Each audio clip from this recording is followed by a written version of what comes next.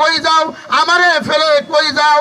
আব্বাস চোখের পানি ছেড়ে দিয়ে বলে, আবু সুফিয়ান চোখের পানি ছেড়ে ছেড়ে বলে, ও ভাতিজা, ও মুহাম্মদ, তোমারে আমরা কম জ্বালানো জ্বালাই নাই, কম আঘাত করি নাই, কম মারা মারি নাই, তুমি আমাদেরকে ক্ষমা করে দিবা।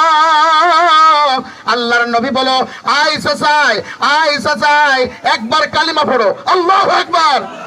একবার কালিমা পড়ো, লা ইলাহা ইল্লাল্লাহু মুহাম্মাদুর রাসূলুল্লাহ। একবার কালিমা পড়ো, আমি তোমার বুকে টেনে নেব, বুকে টেনে নেব।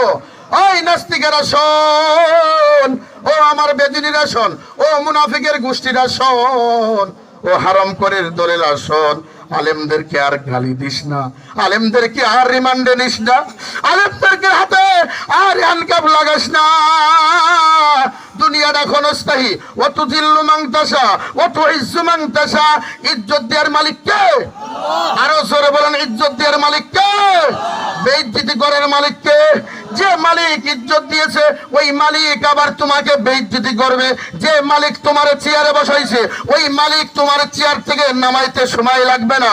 আল্লাহু আকবার। আবু সুফিয়ান আব্বাস বলে, ইয়া রাসূলুল্লাহ, ইয়া হাবিবাল্লাহ,